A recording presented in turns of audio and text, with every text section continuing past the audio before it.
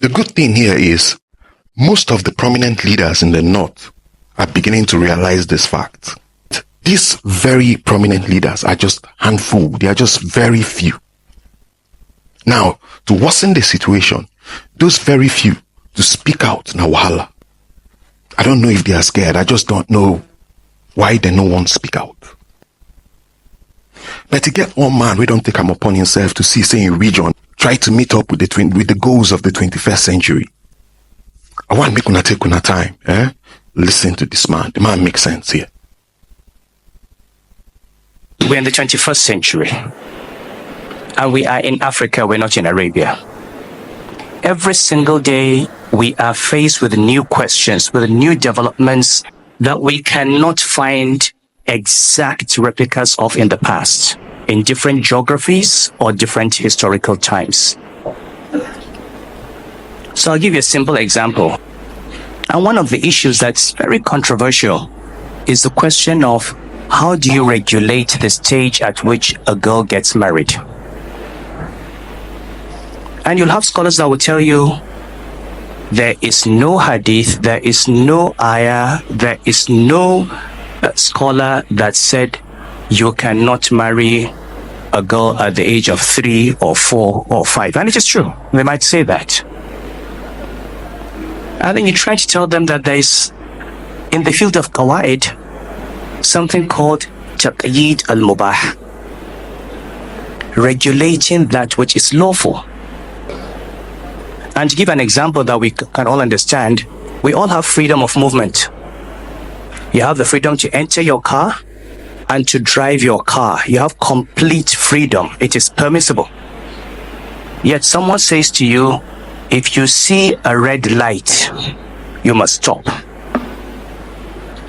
He has not stopped you from driving, but he has regulated driving, because if you keep going through those red lights, you can kill someone, you can cause accidents, you can damage society. That is the principle of taqyid al-mubah. If you say wait until a girl has reached a certain stage before you marry her, you have not stopped marriage, you have not stopped the sunnah, you have simply regulated a certain element of it that has been shown to cause harm to society at this point in time. I've seen all the harms associated with all these. If you look at all the poverty indices in the world today, you find that in southwest Nigeria, the incidence of poverty is 20%. In the northwest, it is 80%. The northeast, it's 80%.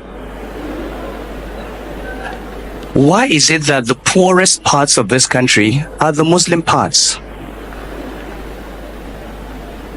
Why is it that in a state that started Sharia in 1999, and we just heard the opening verses today, Iqra bismi rabbika alladhi khalaq. This is the very first verse revealed in the Quran. How come that the state that started Sharia is not the one that is the most educated state? In fact, how come that in that state in 2017, only 24 children got 5 credits in secondary school? How do we define Sharia? How do we define Islam? Illiteracy? Malnutrition? Children on the streets? We have to ask ourselves. And we can't ask those questions until we begin to understand through usul that you have to live in this world well in order to serve Allah for the hereafter. For Islam to prosper, we need educated Muslims. We need Muslims that are not begging. We need Muslims who are standing on their feet. Believe me, if poverty continues in the north, Islam will disappear from the north. The Prophet said, Allahumma inni a'udhu bika min al-kufri wal-faqri. Allah, I seek refuge with you from disbelief and poverty. And he said, Kad al-faqru an yakuna kufran. poverty can lead to disbelief.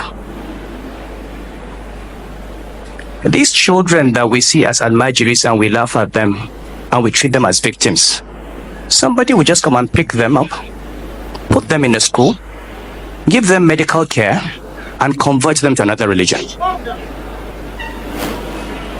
And they will do that by the hundreds and the thousands.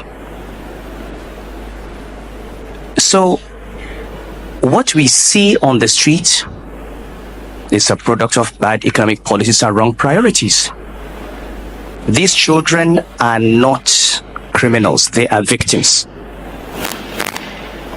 What part of Islamic law, what verse in the Quran, what hadith of the Prophet allows a father to give birth to a child and leave the child to go and fend for himself? Where? Sheikh Abdullah bin Fodi said, for you to send a child out to study the Quran without the means to sustain himself and allow that child to go around begging is desecrating and devaluing the Quran. Where did we get this idea that because you claim to be studying the Quran, you can go and just be begging around and not learning?